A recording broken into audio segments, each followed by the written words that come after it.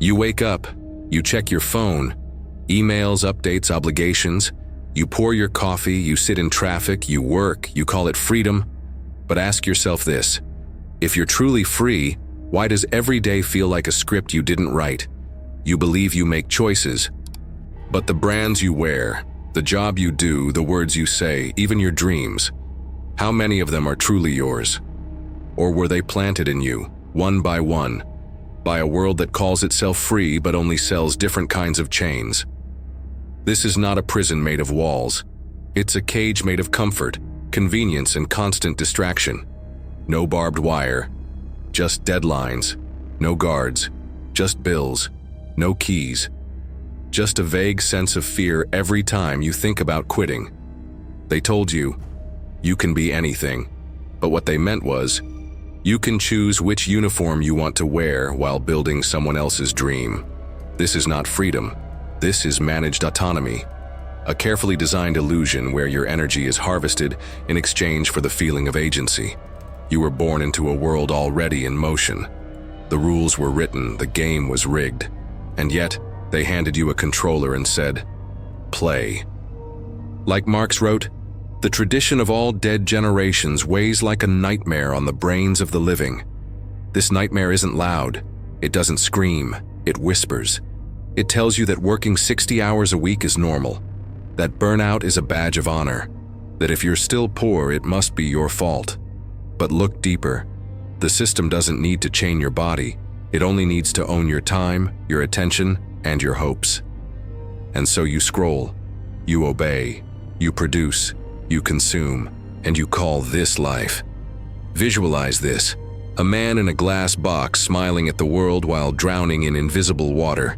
No one sees him, because he looks like everyone else. This is the first truth.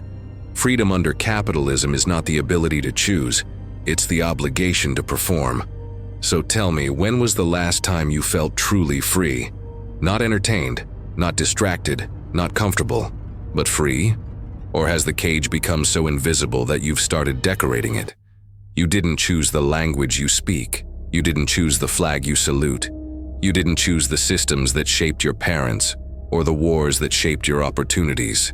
So how free are you, really, if every step you take is already shadowed by decisions made long before you were born? Look around you. The buildings, the borders, the banks, all carved by hands long gone, but still pulling strings. History isn't behind us, it's inside us. It's the script we follow without knowing it was written by empires, by revolutions, by profit and power. You live in a house built on labor you didn't see. You walk on streets paved by colonizers and slaves. You benefit from systems that hide the suffering they were built on. And here's the silent violence. We inherit power structures as if they were nature itself. We call them tradition. We call them order. We call them reality. But they are ghosts. Ghosts that whisper what is normal, what is right, what is successful. Think of the clock, the work week, the 9 to 5. None of these are natural rhythms. They're historical inventions, tools designed during the industrial age to maximize labor output.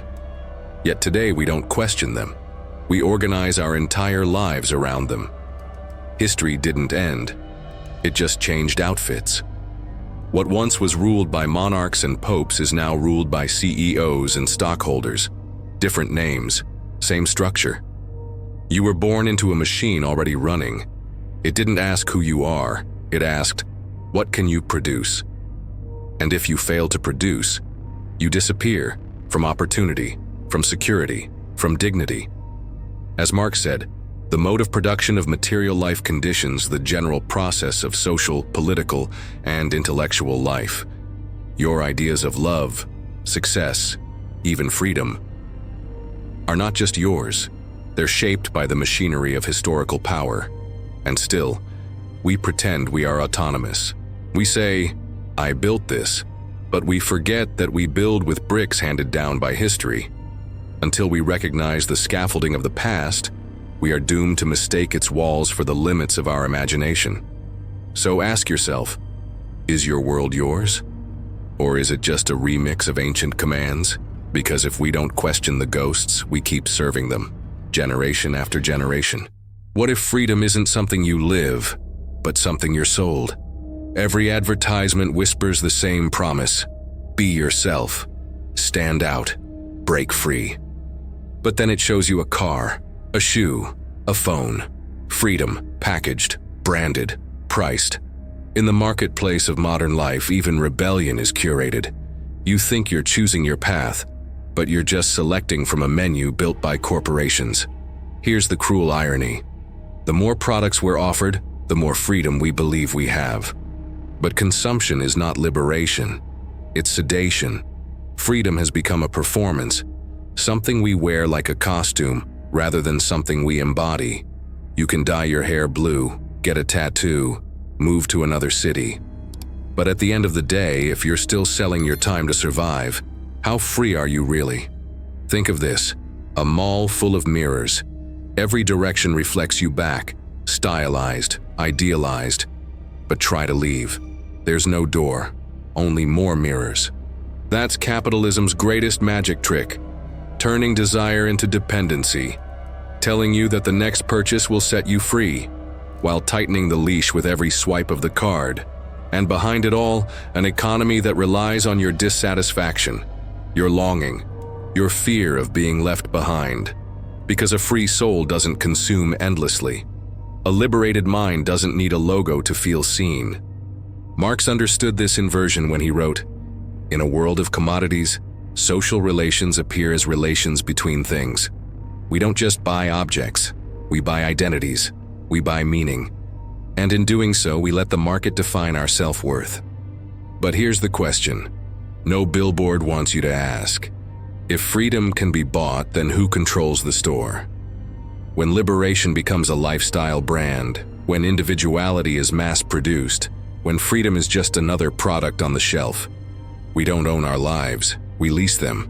So the next time someone tells you you can be anything, ask them this: at what cost? And to whose profit? Because maybe freedom doesn't come from what you own, but from what you refuse to buy. You wake up to an alarm clock, not because you're ready, but because the machine is. You clock in, you perform, you meet deadlines, and somehow you call this progress. But what if I told you that productivity is the new religion? That your value is no longer who you are, but how efficiently you serve a system that doesn't serve you? This world doesn't just want your labor, it wants your rhythm, your attention, your soul. You're told to hustle, to grind, to make something of yourself. But what if who you are is already enough, and the grind is just a clever way to keep you tired, obedient, and distracted? Let's be honest. You don't work because you love it. You work because not working means starvation, shame, and invisibility. That's not choice, that's coercion. In this system, time is currency, but the exchange rate is rigged. You give 8 hours, 10 hours more, and in return, you get just enough to stay alive, but never enough to stop. You're not chasing freedom. You're running from collapse. And here's the sinister part. The more exhausted you are, the more they celebrate you. You're a hard worker. You're dedicated. You're making it. But making what, exactly? A life that vanishes when you stop producing? Imagine this: a marionette on a factory line, each string labeled rent, debt, healthcare, fear, and above you, an invisible hand pulling at will. This is the quiet violence of the modern world. You are not supposed to rest. You are supposed to earn your right to exist. As Marx wrote, labor produces not only commodities, it produces itself and the worker as a commodity. Think about that. You don't just produce things, you become a thing, a resource, a line item, a number on a spreadsheet. And the worst part? They convinced you this was noble, that burning yourself out is the price of success. But success for who? Because every hour you sell, someone else gets richer. And every time you question the system, they whisper, you just need to work harder. No, you need to see the strings, because the moment you recognize them, the moment you stop dancing to their tune, is the moment you begin to reclaim your time, your life, your humanity. So ask yourself, are you living or just producing?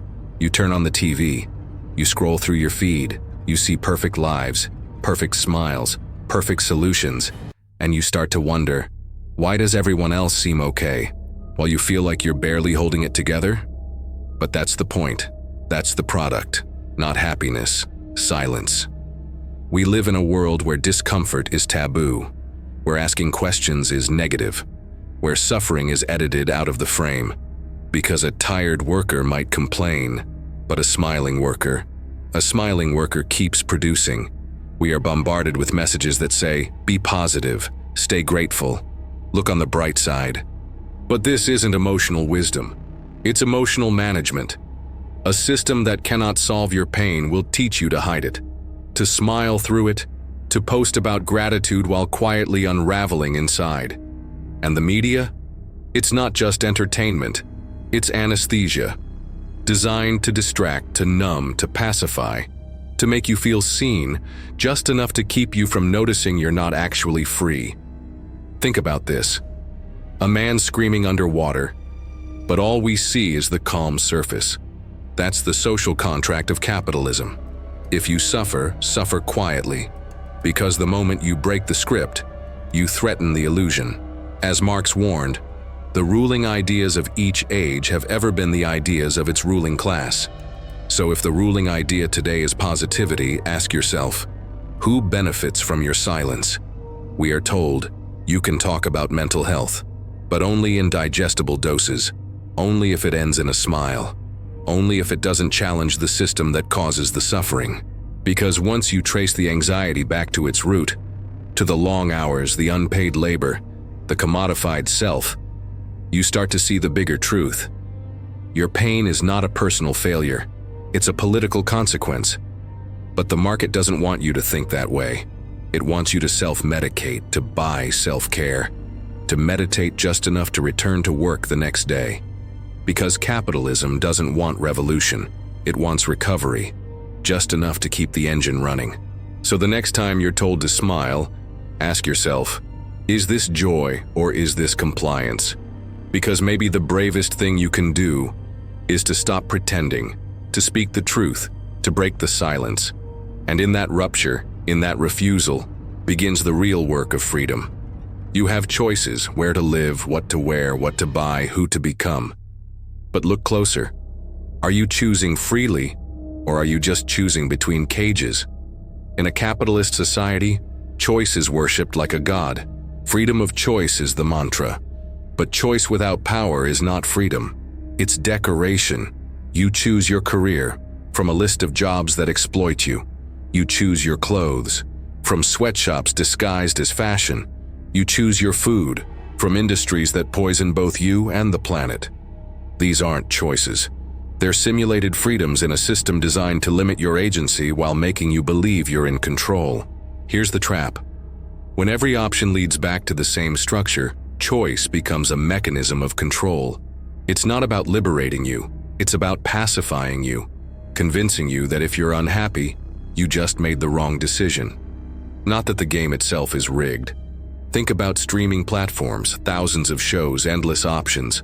But they all come from the same studios, with the same values, delivering the same myths, the illusion of variety, the sameness of ideology, as Marx would frame it.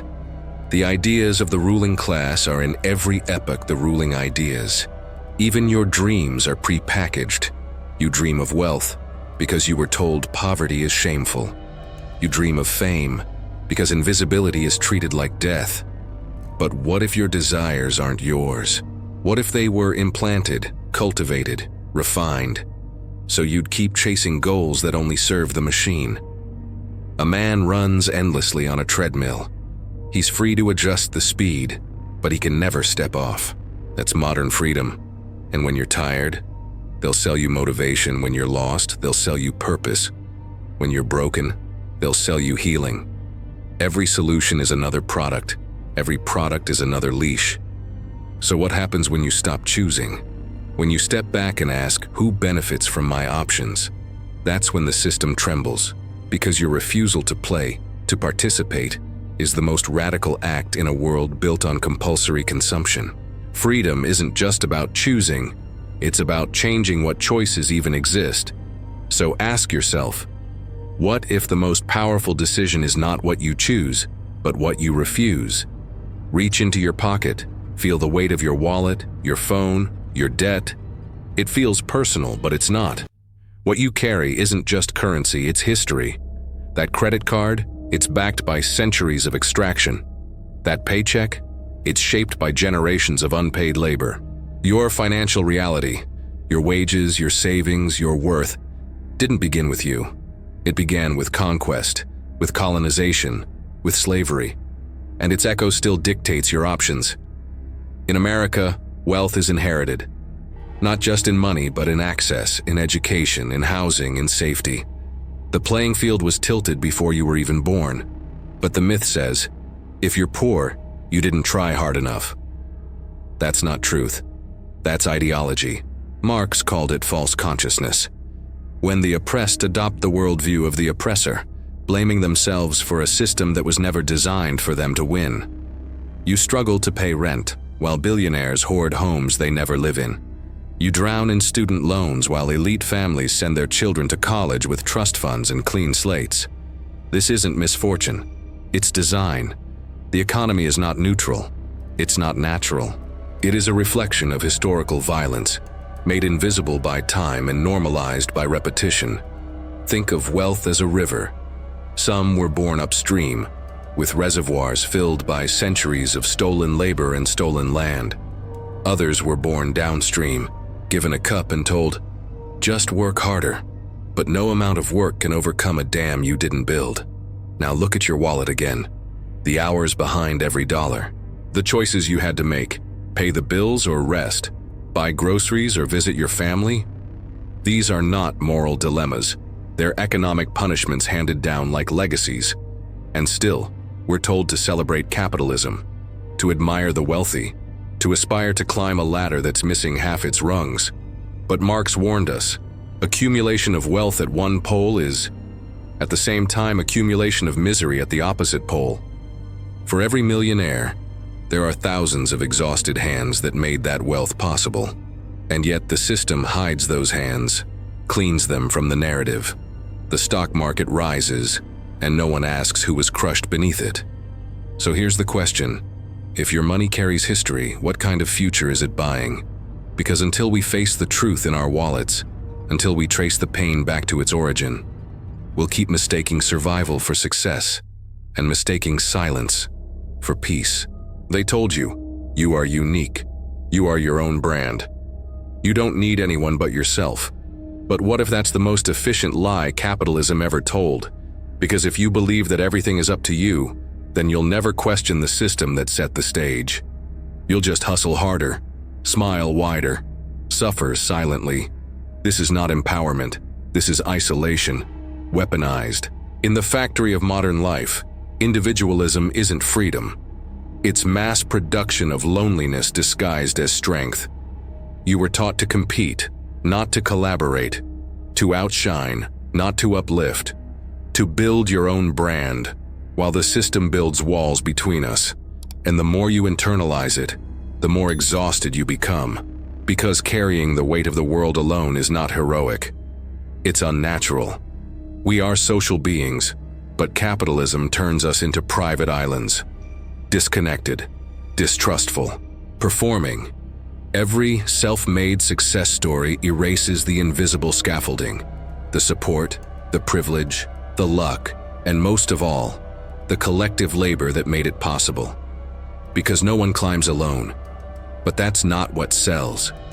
What sells is the myth that you are entirely responsible for your fate, that if you fail, it's your fault.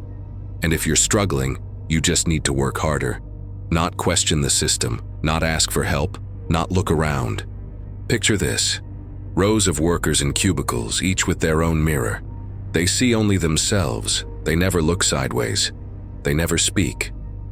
But above them, a sign reads, "Be yourself." That's the brilliance of modern control. It doesn't chain you with force. It isolates you with slogans. As Marx wrote, the ruling class in ruling also produces the conditions for its own rule to appear natural. So if competition feels normal, if distrust feels justified, if self-branding feels necessary, that's not freedom. That's social engineering, because a fragmented people cannot rise together. They can only compare, compete, collapse. True power begins when we stop seeing each other as threats and start recognizing each other as reflections. When we stop asking, "How can I win?" and start asking, "Who benefits when we all lose?" Individualism didn't free you. It distracted you. It convinced you to fight alone in a war that could only be won together. So maybe real revolution doesn't begin with a scream, but with a conversation. Not with a brand, but with a bond. Because what they fear most is not the power of one. It's the power of us. There is a moment, quiet, sudden, irreversible, when you pause long enough to question what you've never dared to name. It's the moment you look up. You've spent your life staring forward, at screens, at schedules, at steps on the ladder. But what if the ladder leads nowhere?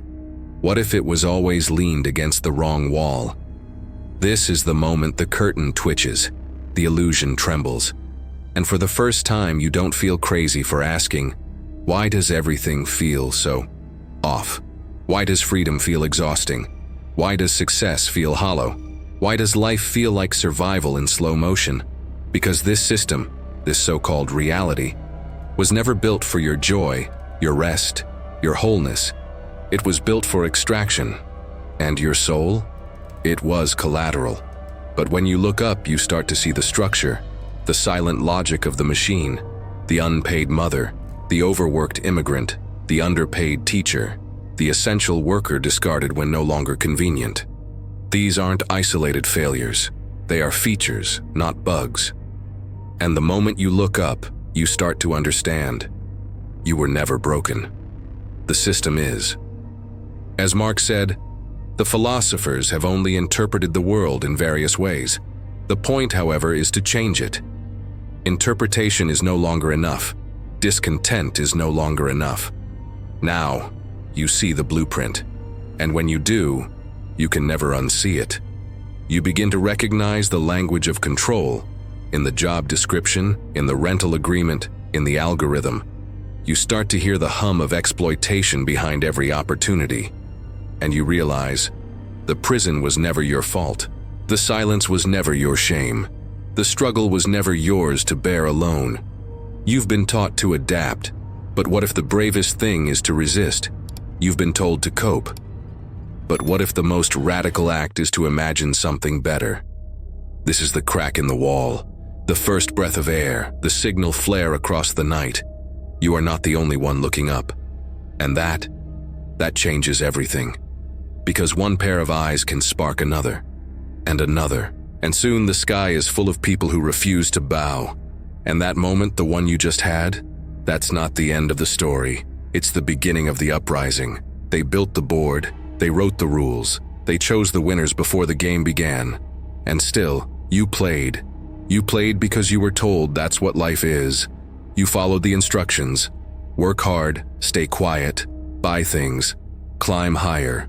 But somewhere along the way, you realized the game was rigged. And worse, the reward for winning wasn't freedom. It was more of the same, more work, more pressure, more isolation. And then a thought breaks through. What if the only way to win is to stop playing? Not to quit life, but to reject the logic of the system. Because this isn't just about money, it's about meaning. This isn't just about labor, it's about liberation. The system needs you to believe it's the only option, that outside of it, there is chaos, that without it, you are nothing. But that's the final illusion, the last defense of a crumbling empire. You were not born to produce. You were not born to compete. You were not born to obey. You were born to connect, to create, to imagine. And imagination, true, radical collective imagination, is the greatest threat to capitalism. Because once you stop playing their game, you begin to build your own. A world where value isn't measured in profit, where time belongs to people, not productivity, where rest isn't a reward but a right. As Marx reminded us, the free development of each is the condition for the free development of all. Your liberation is bound to mine. Ours is tied to theirs. No one is free until all are free. So what now? Now you resist, not with rage alone but with vision. You disengage, not with despair but with intention. You plant seeds in a soil they said was dead. You speak when silence was expected. You rest in a world that demands exhaustion. And in doing so, you reclaim something they could never sell you: your humanity. This is where freedom begins, not in the next job or the next gadget or the next escape, but in the choice to stop performing for a game that was never made for you. Because when enough of us stop playing, and we don't just break the rules, we write new ones. So now you've seen it, not just the cage, but the hands that built it, the strings, the ghosts, the script passed down through generations and called normal. And you feel it, don't you? That ache behind your ribs, that quiet anger, that whisper that says something is deeply wrong. Maybe you've felt it all your life. Maybe you've just learned to call it by name. Let me ask you, when did you start calling exhaustion ambition? When did survival become a substitute for meaning? How long have you been living in a system that asks for your life, but gives you no life in return? You were told the world was yours, but the truth is, it was sold to you. Piece by piece, with interest. But here's the secret. Consciousness is the beginning of rebellion. And rebellion doesn't always look like protest. It can look like clarity, like community, like refusal. Refusal to smile when you're breaking. Refusal to compete when you long for connection. Refusal to call this freedom. Because maybe the most radical act in a broken world is to tell the truth and to live like it matters. As Karl Marx wrote, "The philosophers have only interpreted the world in various ways. The point, however, is to change it." So what will you do with what you now see? Don't let this end as another video. Let it begin as a question, a conversation, a spark. We're not here to go back to sleep, we're here to wake up together. If this spoke to you, comment below. Tell us what you've seen, share what you've felt, and don't forget to subscribe, because this isn't the end, it's only the beginning.